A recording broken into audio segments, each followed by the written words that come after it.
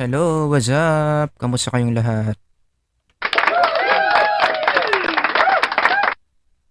I hope everyone's doing well. Sir Howard here. As always, today, meron na naman akong i-discuss na isang law na dinidiscuss ni John Maxwell in his book, and this is called the law of contribution. And as I always say, every time na nag-i-start ako ng ganitong video, no, everything I'm going to say here is based on the main points by John Maxwell in his book, The 15 Invaluable Laws of Growth. So for those of you who are into personality development, motivation, self-development, I highly recommend basahin nyo yung libro na yan ni John Maxwell. So for today, ano ba yung mga major points that John Maxwell was discussing about the law of contribution? Ang sinasabi lang ng law of contribution, growing yourself enables you to grow others. Let me repeat, growing yourself enables you to grow others. Kung ipaparaphrase ko yan in my own words, in the way I understood the chapter, no? Ang sinasabi ni Maxwell dito, giving yourself to others makes you grow. Giving yourself to others makes you grow. So kung gusto mong mag-grow as a person, ang isang bagay that you have to do is to give yourself for other people. Sa Tagalog, ang translation niyan is ibigay ang sarili para sa iba. Anong ibig sabihin when you give yourself to others? Or as simple as give myself. Okay? Pag-usapan natin to, no? I-zoom in natin what exactly do you mean by giving yourself to others. This is also known as contribution. Kaya nga, the chapter is entitled The Law of Contribution because this is the main skill that is being taught by John Maxwell in the chapter. So, in this lecture, kapag sinabi ko yung contribution, pareho lang yon sa giving yourself to others. Okay? So, what do you mean by giving yourself to others? Let me read. The intention and the act of giving something valuable you possess to others to improve their quality of life. The intention and the act of giving something valuable you possess to others to improve their quality of life. So, yung mga bagay na mahalaga sa'yo, valuable things, yung flow niya mula sa'yo, binibigay mo sa ibang tao. At bakit mo ginagawa yon? What is the intention? Because you want to help another person to have a better life. So kapag ganun yung nangyayari, yung mga valuable sa'yo, binibigay mo sa iba, pinapa-flow mo outside yourself to other people for the purpose of helping them achieve a better life, you are applying the law of contribution. You are giving yourself to other people. Ano ba yung mga examples niyan? Behaviors na papasok sa definition na yan. Let me give you some. For example, giving money to charity. O, diba? That counts as giving yourself to other people. Giving your extra shoes to someone who needs it. May kakilala kang walang rubber shoes. Ikaw, rubber shoes mo, 10. O, binigyan mo siya ng isang pares para magkaroon siya ng panglaro ng basketball. O, that counts as giving yourself to someone. Or pwede ring giving your time to a kid to help him or her do the assignment. So one lesson we can learn here is giving yourself to someone, it's not always about material things. Pwede ka rin magbigay ng isang bagay na hindi material, such as time, and that can still be counted as giving yourself to someone. Basta nakinabang, nag-benefit sa'yo yung taong binigyan mo ng something valuable, it counts as giving yourself to another person. Alright? What else? Let me give you some other examples. Volunteering your skills to edit the video of your church for Sunday service. Hindi mo sila sinisingil kahit ang galing-galing mong mag-edit ng video, you are a professional video editor, but because you are giving yourself for the church, you contribute your skills to their mission without pay. Kasama yon sa giving yourself to others or immediately responding to the call for help for the victims of Typhoon Odette. So lahat ng sinabi ko are counted as what? Behaviors that give yourself to other people. So again, ano ang sinasabi ni John Maxwell dito? If you want to have personal growth, you need to give yourself more for the benefit of other people. No, so kung nilalagay natin ito sa simpleng diagram, it looks something like this. Giving leads to personal growth. Let me repeat. Giving leads to personal growth. So for those of you na nagnanais na maka-experience ng personal growth, which I think lahat naman na nakikinig sa akin, no, kaya nyo nga ito pinakinggan, one way to do it is to give yourself for the benefit of other people. After all, hindi naman ako nagsabi niyan, hindi rin naman si John Maxwell ang nagsabi niyan. It was originally taught by the greatest psychologist of all time, Jesus Christ himself. 'Di ba sinabi niya, it is more blessed to give than to receive. Ibig sabihin ng blessed dito in the original Greek term, the word blessed here means happier. Happier. People become happier. People spiritually grow when they give more than when they receive. So that's the first application na pwede nyong matutunan for this video. If you want personal growth, you want your life to be happier, what do? You give more of yourself for the benefit of other people. It is more blessed to give than to receive. Okay? So let's just have a very quick mental exercise para lang ma-apply nyo yung sinasabi ko so far, no? So given the law of contribution, I want you to think about top 3 things that you have given to others which you think was a great help. So balik ka sa iyong nakaraan, ano ba yung 3 bagay sa buhay mo na sa tingin mo, nung binigay mo yung 3 bagay na yon, sigurado ka na yung tumanggap nun, nagkaroon ng mas magandang buhay or nakatulong talaga doon sa taong pinagbigyan mo. Alright, think of 3 things. Ready? What's the first one?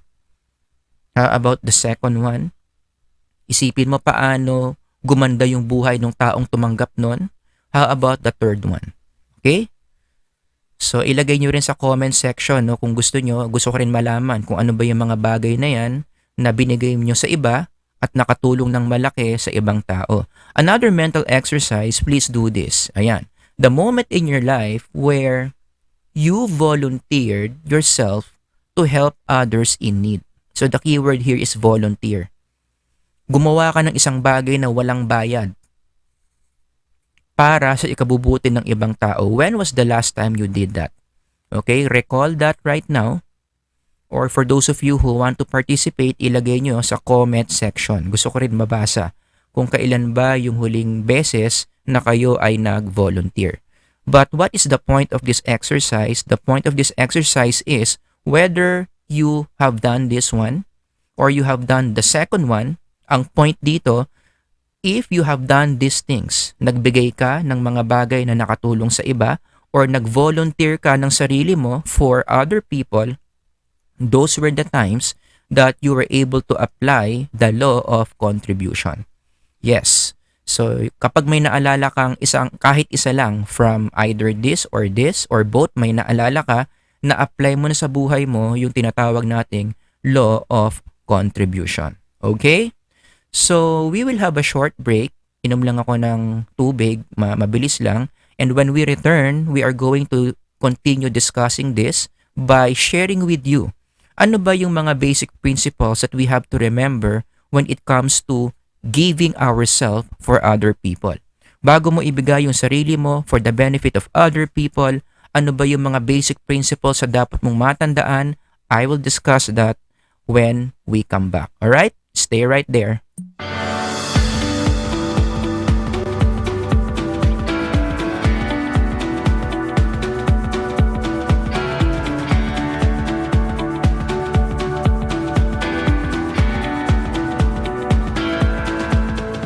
Okay, ayun na nga.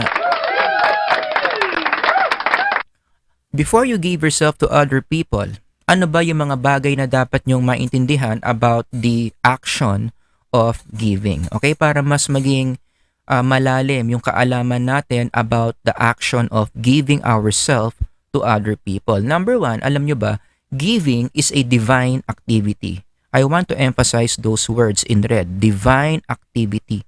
Ibig sabihin lang yan, we are created by God as spiritual beings, and as spiritual beings, it is our nature, nakadesenyo tayo. In English, we are wired to give ourselves for the benefit of other people. Yan yung ibig sabihin ng sinasabi sa Genesis that God created man in His own image. Ang ibig sabihin nun, we spiritually inherited from God a spirit.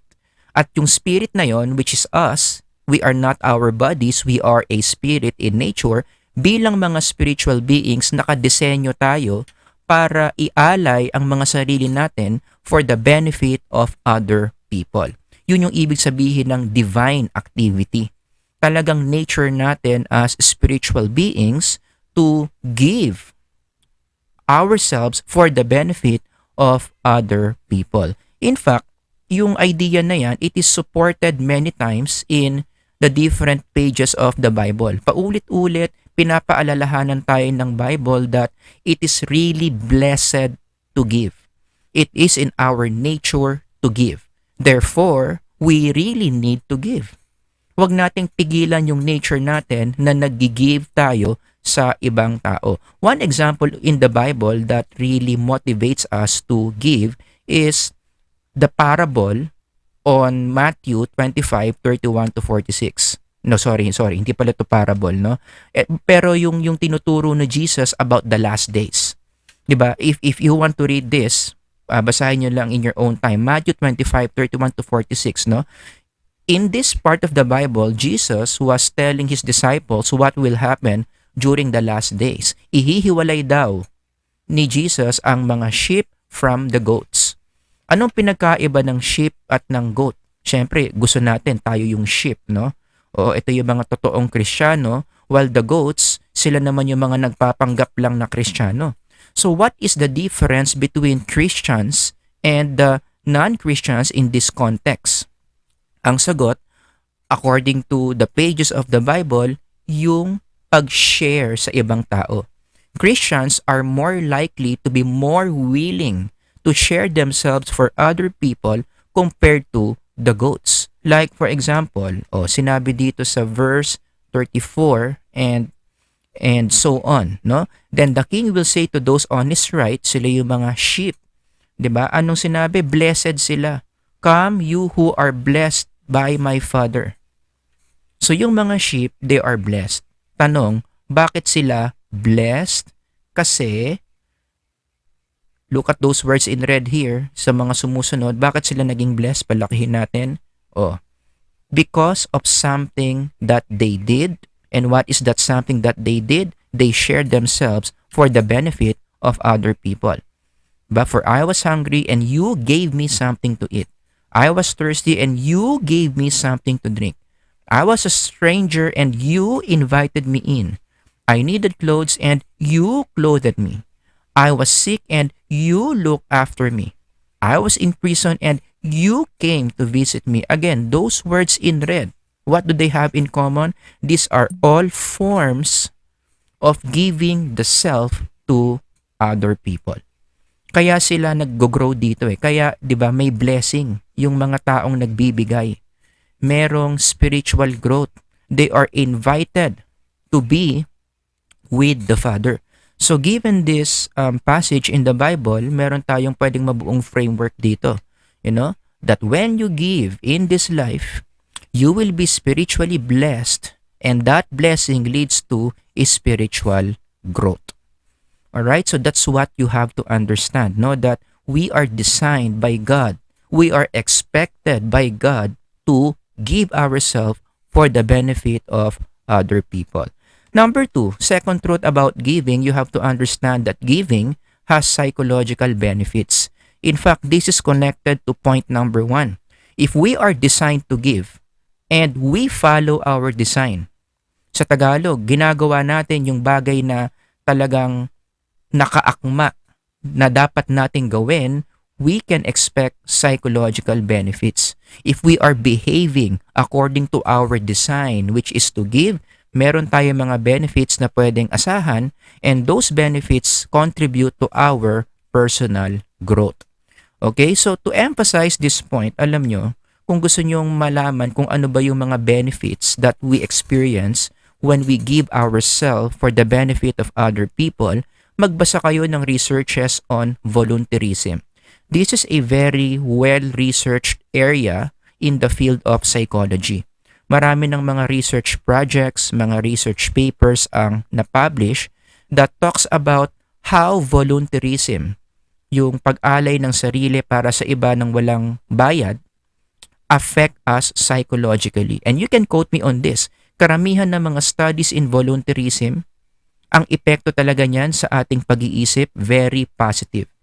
Sobrang bibihira lang yung study na nakita ko na ang volunteerism nakasama para sa sarili. Usually, nangyayari lang yon kapag overly mo nang ginagawa yung volunteerism. Nagkakaroon ng volunteer burnout. Pero kung kontrolado naman yung volunteerism mo, logical naman, guess what? You should expect a lot of psychological benefits when you volunteer yourself to help other people. Halimbawa, let me present to you some studies or evidences na nagpapakita nito. In a study by these authors, Music and Wilson, ang mga taong nagvo-volunteer, they have reduced levels of depressive symptoms. Nababawasan yung depression ng mga taong depressed. What else? In another study, nagkakaroon pala ng enhanced level of happiness. Yung mga taong malulungkot, kapag tumutulong sila sa ibang tao, study show na tumataas yung kanilang level of happiness. So yung mga malulungkot dyan, one way for you to improve your mood para medyo mawala-wala yung sadness mo, wag kang maghanap ng happening. Anong hanapin mo? Maghanap ka ng pwedeng matulungan. Scientific yan. In another study by Dallin and Hill 2003, when you volunteer yourself to help other people, tumataas yung life satisfaction among the elderly. Mas nagiging confident silang tumanda. Mas nagiging warm yung emotions that they feel as they grow older compared to the elderlies who don't volunteer. Karamihan ng mga elderlies na hindi nagvo-volunteer, hindi ganun kataas yung kanilang life satisfaction. Pero nagbabago yung emotions ng mga elderlies when they help people more. Their emotions become more positive and it becomes more warm that increases their life satisfaction. And in another study, for the retirees naman, yung mga kaka-retire lang sa trabaho, studies show that when retirees volunteer themselves for others, they suffer from less depression. Kasi isa sa mga risk factors ng depression is retirement. Especially when after you retire, you no longer feel useful, you no longer feel functional, tendency, you'll feel depressed. Pero kapag sinasubstitute mo yung dati mong work sa pagbo-volunteer sa ibang tao, less likely kang nagkakaroon ng depression. And before I forget, nakalagay rin dito, retirees are also less likely to be sick.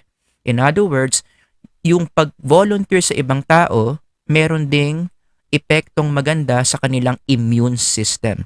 Their bodies feel better. Their bodies are stronger in shielding itself from different diseases. Bakit? Coming from the behavior of volunteering. And every time I read these kinds of studies on volunteering, how volunteerism affects our mind in a positive way, naaalala ko yung passage in the Bible, Proverbs 11:25, which I think is very in line with all these psychological studies. A generous man will prosper. He who refreshes others will himself be refreshed. I like that word, the word refreshed. Kapag tumutulong pala tayo sa iba, when we give ourselves to other people, ano pala ang psychological benefit niyan? Our souls are refreshed. And good things happen to us when our souls are refreshed. Yun na nga yung mga pinakita ko kanina. Kapag yung soul mo refreshed, you experience, you enjoy all these good things that happen in you because your soul is refreshed. And why is your soul refreshed? Sabi nga ng Proverbs, because you refresh others. So how do you refresh your soul? By refreshing other people. Okay? Now, bago natin iwan itong point number 2, no, that giving has psychological benefits, let's ask a follow-up question, why? So yung mga pinakita ko mga positive benefits sa psyche natin, bakit nangyayari yon kapag nagvo-volunteer yung tao? Ano yung mga explanation or in the language of psychology majors here? I'm sure maraming psychology majors dito, no? Ano yung mediating variable? We know that giving is connected to growth. The more you give, the more you grow. That's the basic framework. Pero ano yung variable sa gitna that can link giving and growth? Ano yung nagpapaliwanag bakit yung giving at yung growth ay magka-connecta? So, ano yung mga explanations dyan? Let me share with you 3 possible explanations why giving leads to growth. Number 1, kaya ang giving nagkokos yan ng personal growth is because of positive emotions. So, kapag nagbibigay ka, nag-generate ka ng positive emotion, yung positive emotions na yan ngayon nagko-contribute sa growth mo. Those positive emotions give you peace of mind. It gives you satisfaction. It gives you happiness. It can even give you a stronger body. And all those things, when you experience this, hindi mo talagang pwedeng i-deny, yung mga bagay na yon nagkaka-contribute talaga yan sa personal growth mo. Mas nagiging functional kang tao because you feel so good about yourself. Okay? So that's the first factor. Another factor that may explain the connection between giving and growth is less self-focus. Kapag nagbibigay ka, you are actually forcing your mind to focus more on others and stop focusing on yourself, which is a good thing for personal growth. Alam nyo ba, trivia, one of the reasons why someone is not growing, too much self-focus. Mahirap ma-experience yung personal growth kapag yung sarili mo lang yung iniisip mo. Kapag masyado kang nakapokus sa sarili mo, it's so hard to experience personal growth. One good example to support this point, no? Alam nyo ba isa sa mga factors bakit ang tao nadidepress? Siyempre, yung depression, indication niya na hindi ka nagpo-personally grow, di ba? Nagpo-personally suffer ka. Pero saan galing ang depression? Don't get me wrong. There are many reasons. There are many factors why depression happens. So, hindi ko sinasabing ito lang yung reason bakit nadidepress yung tao. But, data in depression research is revealing that one of the strongest predictors why someone would become depressed, self-focus. Masyadong mataas ang self-focus. Masyadong nakalagay yung atensyon sa sarili. Masyadong mong minamagnify yung mga misfortunes mo. Masyadong mong pinapalaki yung mga problema mo. Masyado mong pinapansin yung mga pains mo. And the more you focus on these not so good things about yourself, those negative feelings become more and more powerful, leading to depression.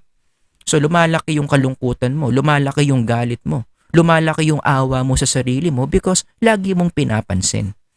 Oh, that's the reason why self-focus is one of the factors that can really enhance depression. And you know, merong isang Bible passage na I think very connected dito sa sinasabi ko, yung sa James 3:16. 'Di ba ano sinabi ni James? For where you have envy and selfish ambition, there you find, I like that word, disorder and every evil practice. And I believe that the word disorder here also covers mental disorder. Maraming masamang nangyayari sa ating psychological health when we develop the habit of focusing too much on ourselves. Kaya naman, going back, kapag nagvo-volunteer ka, when you give yourself for the benefit of other people, bumababa ngayon yung disorder na nararamdaman ng ating psyche.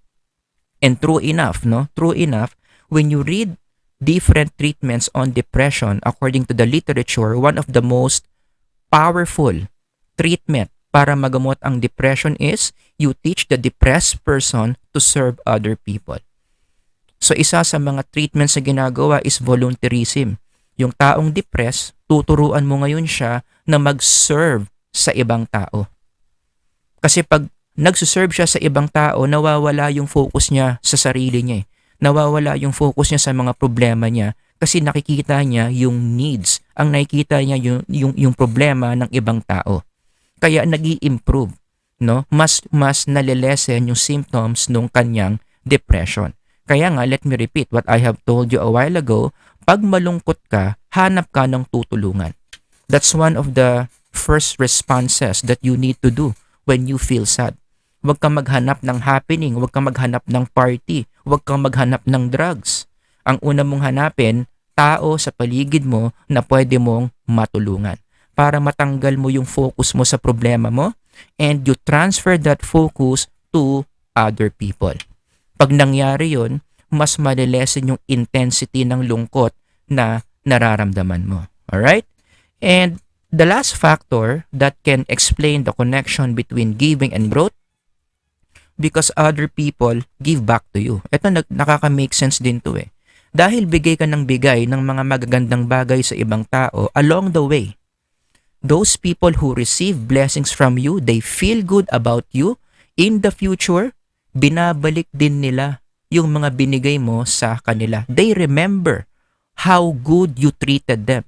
So in the future, when they have the resources, when they have the opportunity, they will also treat you well, which will again can contribute to your own personal growth. Yung dati mong pinautang ng 50,000 pesos, umunlad nung pinautang mo, naging bilyonaryo, naalala ka niya, edi binigyan ka niya ng 1,000,000. Di ba? So in that example, kaya ka nagkaroon ng financial growth. Bakit? Kasi tumulong ka sa iba financially before that happened. Okay, yan yung ibig sabihin ng factor number 3. When other people give back to you because you have helped them before. Kaya nga ang ganda rin nung sinabi ni John Maxwell, no? In connection to this factor, let me read for you. Once people are satisfied that your motives are right and that you will put them ahead of your own selfish interest, alam nilang hindi ka makasarili. Anong nangyayari? Then they are willing to become partners with you in the journey. And what do we do with people we consider as partners? We become concerned for their own growth. We help them grow. So yung mga taong tinulungan mo noon na mag-grow, binigyan mo ng resources, pinagsilbihan mo ng libre, ano nangyari? They consider you as their partners. So when time comes na sila naman yung mas marami at ikaw naman yung nangangailangan, ikaw naman yung tinulungan nila. Ikaw naman yung nag-benefit sa blessings that they have. Actually, etong sinasabi ni John Maxwell dito, mahaba pa nga ito eh. The Bible simplifies this. Diba? For those of you who are reading the Bible, does it sound familiar? Anong passage sa Bible yan? Reflecting this idea by Maxwell, this is none other than the golden rule.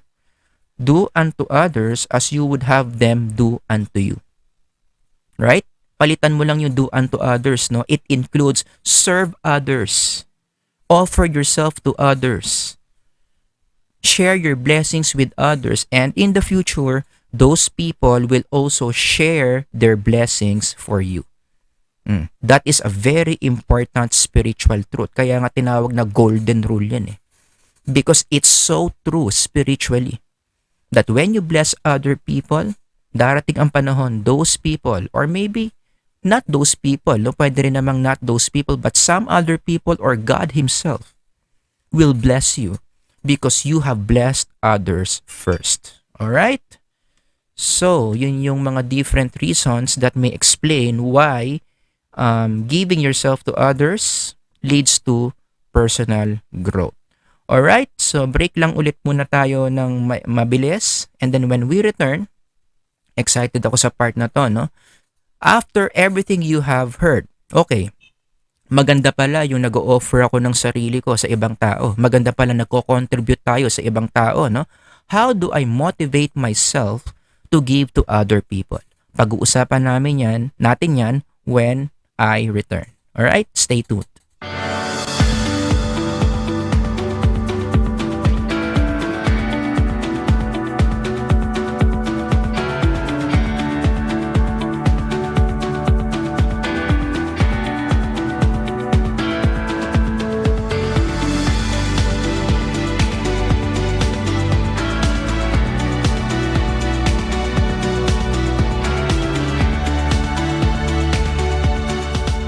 Ayun na nga. So I hope you're doing well pa rin ha. Sana marami kayong natututunan so far.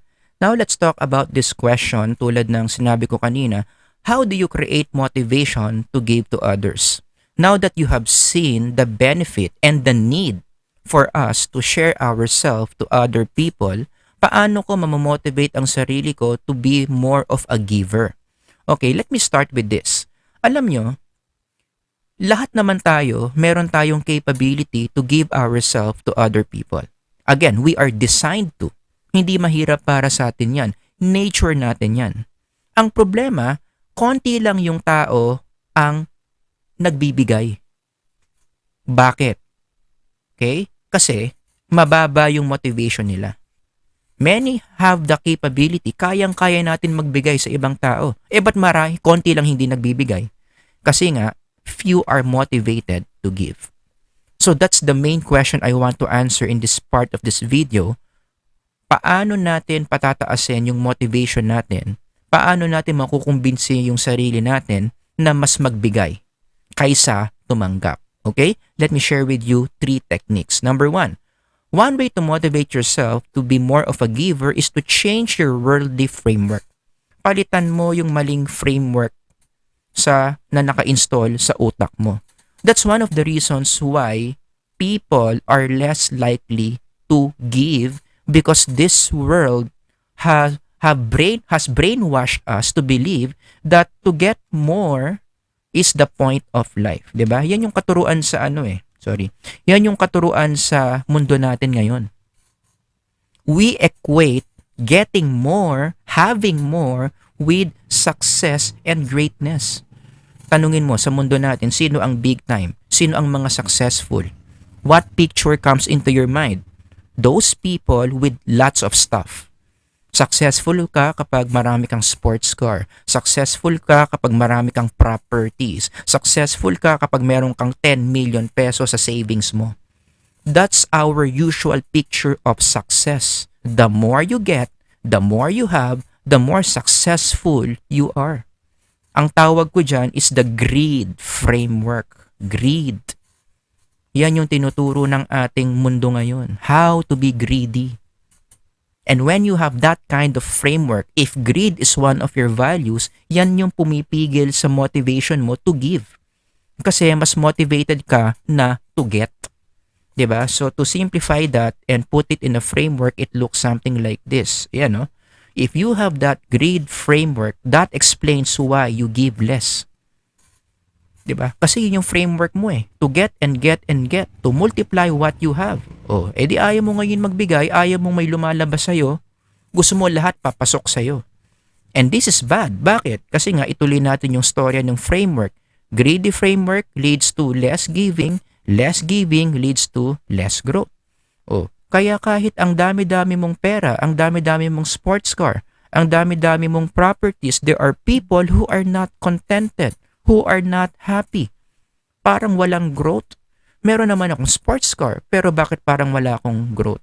Ang dami-dami ko namang condo units, bakit parang wala pa rin akong growth? Hindi pa rin ako masaya. Right? Anong sagot? Because you are applying a wrong framework inside your head. Itong mundo na narito tayo, our culture, is teaching us how to have a reservoir mentality. Alam niyo yung reservoir? Ito yung mga structure na ginawa ng tao designed to collect and collect and collect and collect water. Diba? Lahat ng mahuhulog na tubig dyan, nasa reservoir lang yan. Dyan lang yan. Ipon lang ng ipon. Hindi magandang mentality yan. Special mention to Instagram. You know? Alam nyo, ang Instagram, I have nothing against Instagram. Meron din naman akong sariling Instagram. Pero kung titignan mo yung culture and teachings of Instagram, it is heavily teaching the greed framework. Diba? Karamihan ng mga nagpo-post sa Instagram, yung mga fina-follow nyo, they show you what they have, which most likely you don't have. Diba? Yan yung philosophy dyan sa Instagram. Look at what I have and get yours too. So, i-display dyan yung mga sports car, i-display dyan yung mga sapatos, i-display dyan yung mga kondo, yung mga bahay nilang malalaki, yung mga bag nilang mamahalin.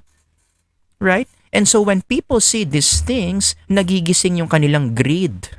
Now they want that for themselves. So what do? They work harder. They earn more to buy these things. 'Di ba? Ganyan ang dynamic sa Instagram. What I have, get yours too. At ang malungkot dyan, the world does not consider this a bad thing. Anong tawag ng mundo dyan? Kapag gusto mong makuha yung mga bagay na meron din sila, ang tawag nila dyan, motivation. Yun yung interpretation nila. Oh, kita nyo? Naging masipag ka para makabili ka ng bag na 1 million worth? O, di ba? Naging masipag ka kasi para makabili ka ng sports car? Motivation daw ang tawag doon. I think that is a mislabeled concept in Instagram. That's not generating motivation. That's generating the feeling of greed, which is not good for us psychologically. Kaya ako, naiinis ako sa mga ganitong post sa social media, no? Yung, okay naman sana yung mga words, palakihin natin para makita nyo, ha? Okay to, totoo yan. You won't become a beast overnight, grind every day until you become one. Totoo yan. That's the value of hard work. I changed my thinking, it changed my life. Totoo rin yan. Diba? Para mag-change yung habits mo, kailangan baguhin mo rin yung perspective how you see things. What I don't like is when you take the picture as a whole. Tignan nyo yung picture. Ano ang message yung sinasabi niyan? That to be successful means to own these things. Paano mo malalaman kung successful ka na? Kapag may 2 sports car ka. Kapag nakapunta ka na sa mga mamahaling mga flights, successful ka. See? That's why a lot of people today, you ask them, what is your definition of success? Very materialistic. They equate success with the things that they have. They equate success with their ability to get things for themselves. Kapag nabibili mo yung gusto mo, successful ka. See? And that is not even the right definition of success. Yes, you heard me right. There is a right definition of success. I don't buy the idea that ang success kasi relative yan eh. Depende sa tao yan kung ano ang success. The Bible was very clear about what it means to be successful. Diba? Kaya, given all this, let's just have a mental exercise right now. I want you to check kung sino yung mga fina-follow nyo sa Instagram. Sige nga. How many of those people that you follow in Instagram, kahit out of your memory lang how many of those people preach the grade framework based on what they post? Again, mukhang minomotivate ka lang naman nila para to make it big out there, but that's not the right framework. That's not the right way to motivate people to be hardworking. So bilangin mo on top of your head, sino yung mga fina-follow mo na ganyan ang tinuturo, merong greed framework. The thing is, the more people you follow in Instagram who follows the greed framework, bad news, most likely, baka ikaw mismo maging greedy ka na. And being greedy it's a very bad psychological trait to have. Isa yan sa mga dinidiscourage ng Bible na kaugalian na meron ang tao. You remember the parable of the rich fool? If you want to read the entire chapter, no, Luke 12:13 to 21, the parable of the rich fool. Ano nangyari dito? Merong isang tao na mayaman na merong greed framework.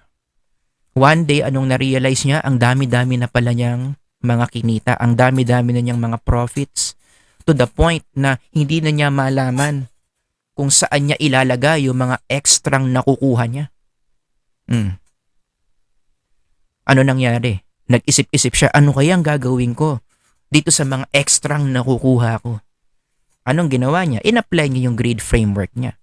And I want you to see here how greed framework is applied. Ang sabi niya, he said, this is what I'll do. I will tear down my barns and build bigger ones. And there I will store my surplus grains. And I'll say to myself, you have plenty of grain laid up for many years. Take life easy, eat, drink, and be merry. All those words in red, yung mga binilugan ko, are all expressions of someone who has a greed framework. He wants more. He's not yet contented. He is going to use it for himself. Kaya ano ang naging response ng Diyos sa ganyang framework? Take a look at this. But God said to him, "You fool." I want to emphasize on those two words, you fool. Anong ibig sabihin nun? Greediness, the greed framework, is foolishness. Again, the world will tell you that greed framework is motivation framework.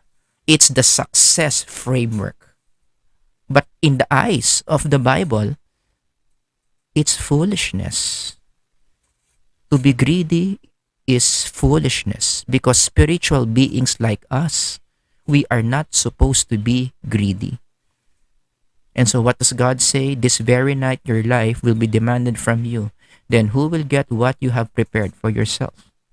And then in the words of Jesus, kasi ito, kinukwento ni Jesus yung parable dito, and then he goes back to his disciples, this is how it will be.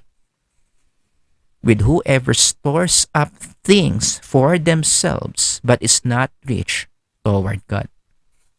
See? That framework is a wrong framework. You want to be more giving, tanggalin mo yung pumipigil sa motivation mo to give, which is the wrong framework of the greed framework. So anong dapat mong gawin? I-adjust mo ngayon. If you have been brainwashed by the world to believe the greed framework, destroy it. Deconstruct it. Palitan mo ng tinatawag nating giving framework. Baliktad naman to eh. The more I give, the more I am blessed. Now that's better. The more I give, the more I am blessed. The measure of a man's greatness is not the number of servants he has, but the number of people he serves. Oh, marami nagtataas ng kilay na ngayon dyan, no? You know why? Kasi parang hindi tugma doon sa naka-install na program in your heads.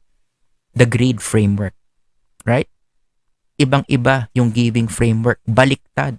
The more you give, the more things flow out from you, the more you are successful, the more you are blessed. Ang ganda rin ng pagkakasabi ni John Maxwell, no, in the chapter, sabi niya, I define success by sowing, not by reaping. Again, the world, reverse. The world will teach you your success depends on how many did you reap. Pero wag mo raw isipin yung benefit, wag mong isipin yung return of investment, wag mong isipin yung profit. If you really want to grow as a person, as a spiritual being, what do? Ang concern mo, sowing. Ilang beses kang nagbigay, ilang beses kang nag-share, ilang beses kang nag-offer ng sarili mo for other people. That's more important. In fact, wag mo nang isipin yung reap. Just focus on the sowing. And God will just bless you with the things that you deserve to have. Basta ang focus mo lang doon sa sowing. Diba? Anong kabaliktaran ng reservoir mentality? Yung stream mentality. Diba? Pag stream ka, hindi ka nag-hoard ng blessing. Hindi ka nag-hoard ng mga bagay-bagay. Anong ginagawa mo? Pag tanggap mo, kinakalat mo kaagad sa iba so that others can benefit.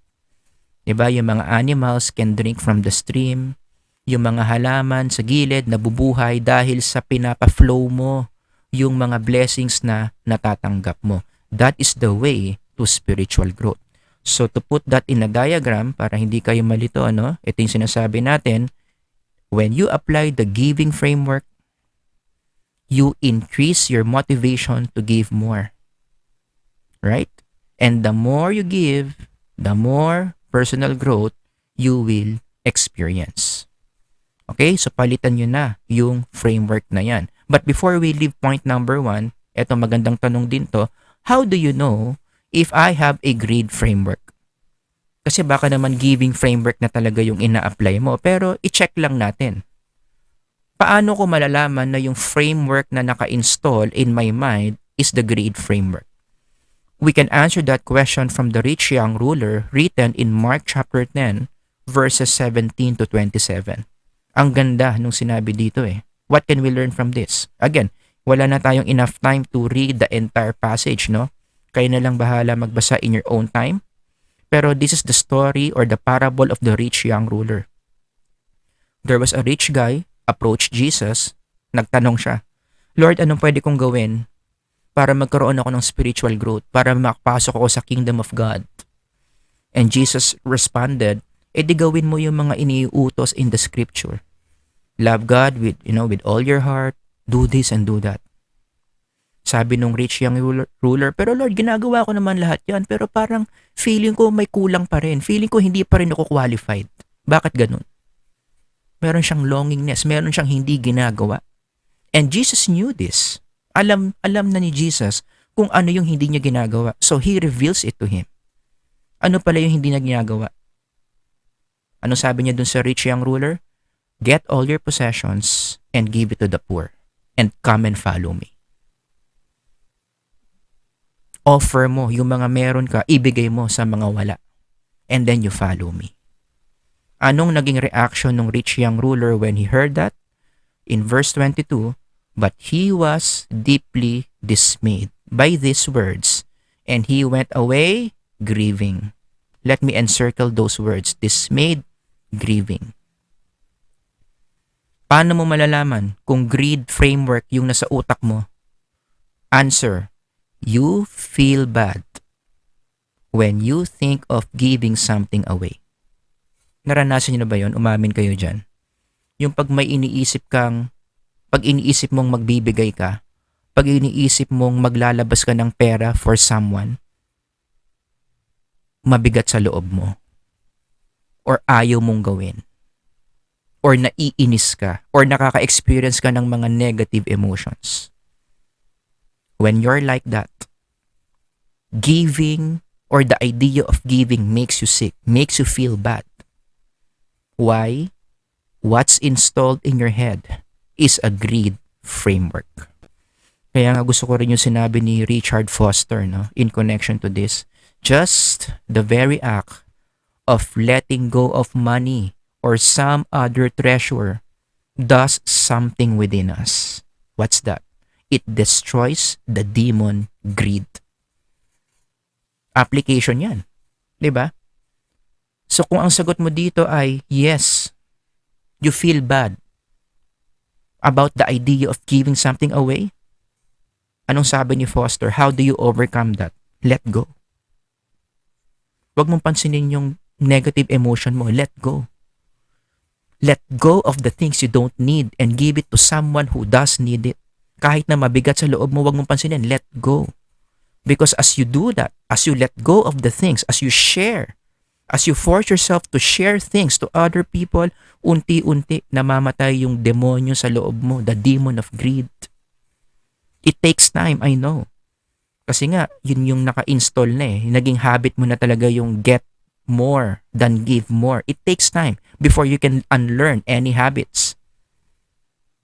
But the more you let go of the things that you no longer need, which other people can benefit from, mas nade-develop mo yung giving attitude mo.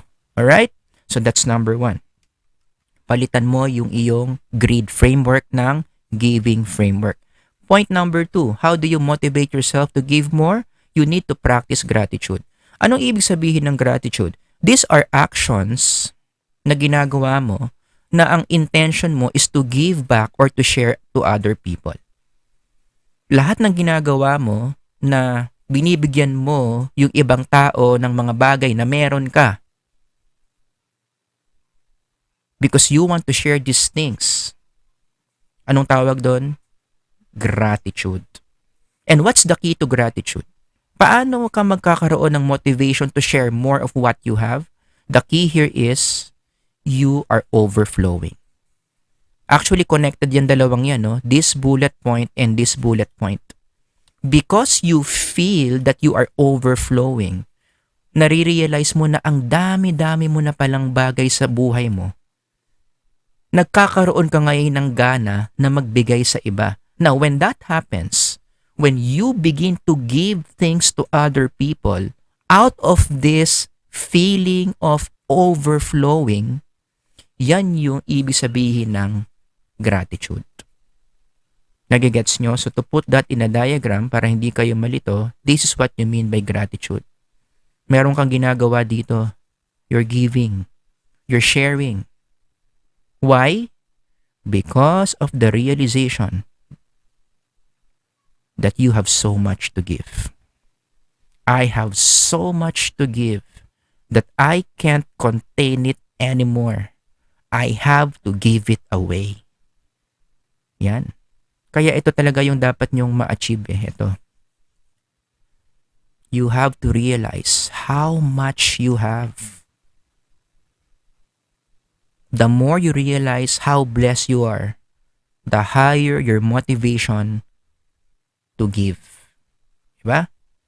And we can see this in 2 Corinthians 9:8. Ganda nung sinasabi dito, no? In line with psychology. And God is able to make all grace abound to you, so that in all things at all times, having all that you need, you will abound in every good work. I want you to focus on the cause and effect here. Diba? Ano sinabi? And God is able to make all grace abound to you. Yan yung blessing sa'yo, yung grasya ng Diyos. Grace. Having things you don't deserve, that's grace. And that's so many things. Sabi sa passage, once you realize this, yan yung cause. Ano ang effect? Because of the word so that. Diba? Pag sinabi mong so that, yun yung effect. Anong effect daw nun? When you realize how much grace you are receiving from God? In all things, at all times, having all that you need, you will, ayan na, abound in every good work. You abound in every good work. And one of the good works being mentioned here is giving yourself for other people. Diba? Kaya again, makakabuo na naman tayo ng framework dito out of 2 Corinthians 9:8. No? Here's the framework. You are overflowing, having everything you need. What happens? Good work. And one of those good works, give to others in need. I have so much in my life. I'm overflowing with blessings. Let me share these things to people who don't have this. Diba? Kaya, to respond to this point, no, I want you to do this mental exercise. Count your blessings. That's the best way to realize how blessed you are. Count your blessings. Name 10 things in your life right now you consider your blessings. Pwede nyo rin ilagay sa comment section if you like. Or you just do this in your own time. Pero maganda gawin yan bago ka matulog. 10 things right now in your life you consider blessings. Big or small. Huwag nyong iti-take for granted yung small things ha. Yung araw-araw sumisikat ang araw, naaarawan ka rin at yung araw libre, blessing yun. Yung araw-araw nagigising ka na walang masakit sa'yo, blessing yun. Wag mong i-count out yun ha. Dapat kasama yun. And then, kapag naka-list ka na ng 10 things na kinoconsider mong blessing, ang gawin mo, dagdagan mo pa ng 5 pa. Oh. Alam mo bakit? Ano yung reason? Bakit dadagdagan ng 5 pa? Just to make yourself realize that you are overflowing. Akala mo 10 lang yung blessings mo, meron ka pa ng 5 maiisip. And guess what? After mong isipin yung 5 na yan, may maiisip ka pang 5. May maiisip ka pang 5 because you are overflowing. And once you do steps 1 and 2, na-realize mo na how over-blessed you are. Ayan. Magkakaroon ka na ngayon ng gana na magbigay. At doon na ngayon papasok yung action mo of these blessings na nilista mo sa notebook mo. Alin dito yung meron ka namang surplus? Ibig sabihin meron ka namang sobra.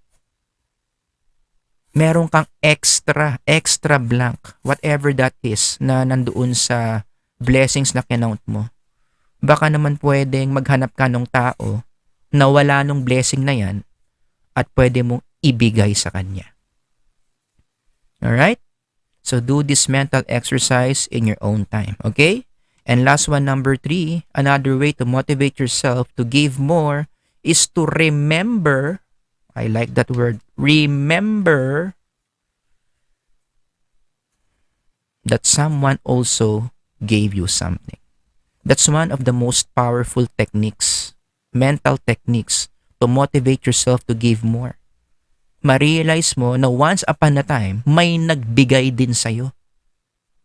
Kaya nga sabi ng isang author, and I totally agree, there's no such thing as a self-made man. Yes, there's no such thing as a self-made man. Pag may narinig kayong mayabang na ako, self-made man ako, self-made millionaire ako, that's not true. Wherever you are right now, whatever your status is, kahit gaano ka kayaman, kahit gaano ka ka-successful, you did not achieve that on your own. Siguro ikaw yung nagtrabaho, ikaw yung nag-effort. Totoo naman yun, we're not denying that, but you needed help from others. Somebody in your life gave you something that helped you achieve those things that you have. Diba? Ano yung pinakasimpleng bagay na binigay sa'yo that led you to where you are right now? Alam nyo anong pinakasimple? Yung pinanganak ka ng mami mo eh. Pinakasimple yan. So wag mo sabihing self-made man ka. Kasi kung yung nanay mo hindi ka pinanganak, wala ka ngayon. Lahat ng meron ka, wala ka. Kasi hindi nagtiis yung nanay mo sa'yo eh. But because your mother sacrificed herself to take good care of you for 9 months inside her womb, tapos nilabas ka niya. Nung nilabas ka ba niya, tapos na? Inalagaan mo na sarili mo, no? Lalo ka naging dependent sa kanya. Kasama na yung daddy mo.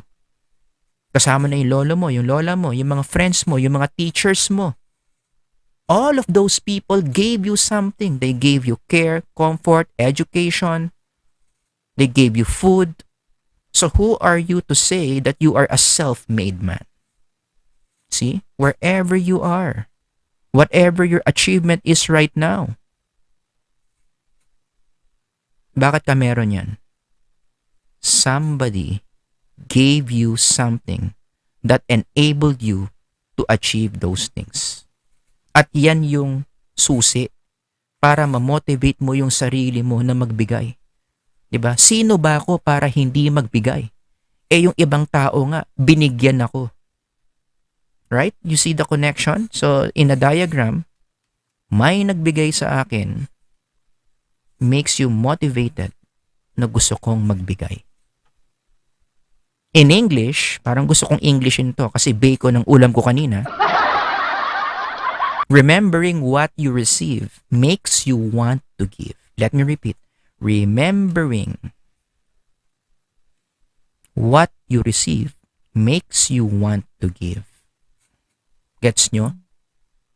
Nagkakaroon ka ng ganang magbigay kasi na-realize mo na may mga taong nagbigay sa'yo.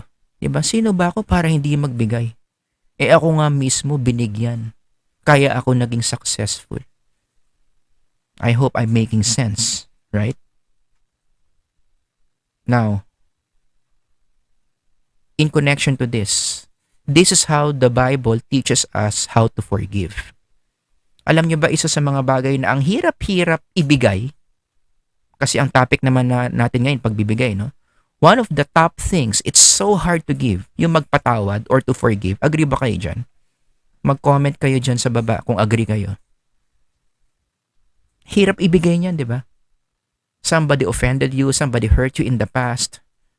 Alam mo namang dapat mo nang ibigay para matahimik na yung kaluluwa mo. Pero ang hirap ibigay ng forgiveness. So for those of you who have that kind of problem, hindi mo mabigay yung forgiveness na dapat matagal mo nang binigay. How does the Bible teach you to motivate yourself to give forgiveness to that someone. Connected yan sa sinasabi ko kanina. Diba? Remember, anong point na tayo? Point number 3, anong sabi? Remember that someone also gave you something. In connection to that, this is how the Bible teaches us to forgive. The Bible also uses the word remember. Remember. Alalahanin mo rin that the Lord forgave you. Anong effect nun? When you remember the Lord forgave you, tataas yung motivation mo to give back. To give back what? Forgiveness. So you must forgive others. See? This line is the consequence or is the effect of this. Remembering that you were forgiven will make it easier for you to give forgiveness to other people. Ikaw nga, dami mong kasalanan sa Diyos, pinatawad ka niya. Sino ka para hindi magpatawad ng iba? Don't get me wrong. I know, merong mga offenses sa inyo, sobrang sakit. Takes time before you can really give that forgiveness. And I respect that. I respect that. I am not belittling the offense. Ang point ko lang dito, pinapakita ko lang is how you can help yourself to motivate yourself to give forgiveness. And one of the ways is you remember that you were also forgiven in the first place. Again, we go back to that model, no? Na in English ko. Remembering what you receive makes you want to give. Somebody forgave you. So who are you not to forgive? Alright? So as we end, bigyan ko lang kayo ng 2 applications of the law of contribution. Everyday applications. Number 1, alam nyo, as a response to all this, gawin nyo tong araw-araw. How should you start your day and how should you end your day given the law of contribution? Anong sagot dyan? May implication kasi yan eh. Kung i-apply mo yung law of contribution, it will affect how you start your day. It will affect how should you end your day. How should you start the day? Yun ang muna unang sagutin natin. Ang una mong dapat iniisip, isa sa mga una mong iniisip is, number 1, who needs my help today? Number 2, what do I have that I can give to others who are in need? And number 3, what can I do today that can lessen the suffering of someone right now? That's the first thing, those are the first things that must be running in your heads. Sino ang pwede kong matulungan ngayon? Kanino ako pwedeng mag-contribute today? That's how you should start your day. Hindi yung pagising na pagising mo, paano ako kikita ng kwarta ngayon? How should you end your day? Number 1. Yan. Ito dapat yung barometer mo if you have used your day wisely. Number 1, who did you help today? Ilan ang natulungan mo ngayon? Number 2, in what way I made someone's life better today? Or lessen others' struggle today? Yan yung mga dapat mong nililista sa notebook mo. Araw-araw yan. Araw-araw. Lista mo, sino yung natulungan mo, paano ka tumulong. Alright? That's how you should start and end your day. Application number 2. Okay? Application number 2 is check your receiving meter and giving meter every day. Dapat nasa constant awareness mo yung ratio ng pagtanggap mo at pagbibigay.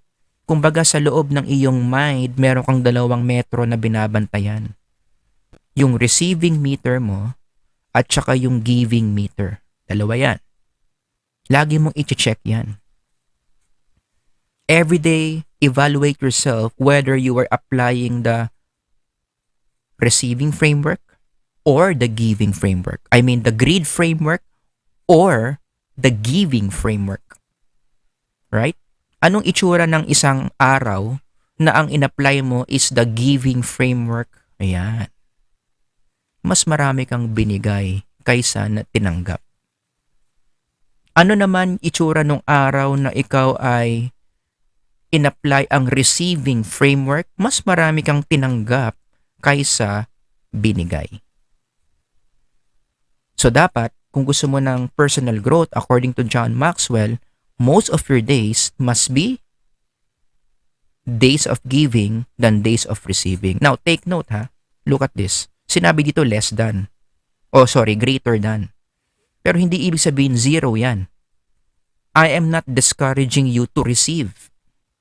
Kasi totoo rin naman yung kasabihan, how can you receive or how can you give if you don't receive anything? You cannot give something you don't have. Naniniwala rin ako dun. Pero ang pinag-uusapan dito yung dami, yung frequency. If you want personal growth, you need to develop the habit of giving more than receiving. Again, hindi masama ang mag-receive. Don't get the wrong impression that in this video, sinasabi kong evil ang mag-receive. Again, naniniwala rin ako sa kasabihan na you cannot give what you don't have. Totoo yun. Paano ka magkakaroon ng have? Do you receive? But it's really more on what you do with what you receive. That matters. It's not bad to receive. You can receive. That does not make you an evil person. Kung may mga panahon na mas marami kang, saan ba yun? Kung may mga panahon na ganyan ka, you receive more than you gave, okay lang yan. Pero kasi, nagkakatalo, what are you going to do with the things you received? Right? Anong gagawin mo? It's what you do with what you receive. Ano bang dapat ginagawa sa mga nare-receive? Ito yung mali. This is the wrong framework. This is the greed framework, if you remember. You receive. And then what do? I want to get more. Kulang pa. Dadagdagan ko pa yung barns. Dadagdagan ko pa yung warehouse. I want more. What happens? You stop growing. Because you're not giving. Remember? Again, balikan natin. Diba? You see the resemblance of this framework to the rich fool. Build bigger barns.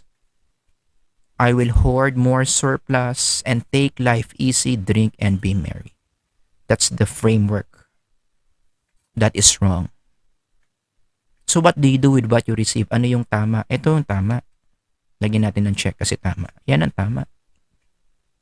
You receive so that you can give or share this to others and you experience personal growth. Kaya mo gustong tumanggap, kaya ka nag-work hard, kaya ka nag-earn, kaya gusto mong lumaki yung business mo, kaya gusto mong kumita ng mas maraming pera, not for yourself, but for others to be blessed. Okay? Pwede rin namang pasayahin mo yung sarili mo after a hard day's work. Pwede naman yun. The Bible also encourages that to enjoy what we work hard for. Pero wag natin tatanggalin sa plano natin, sa mga blessings natin, what can we give to others? Alright? So I hope, mahaba ngayon ha. Naka-1 oras ako ha. Ang dami kong sinabi, ibig sabihin. But anyway, thank you for listening.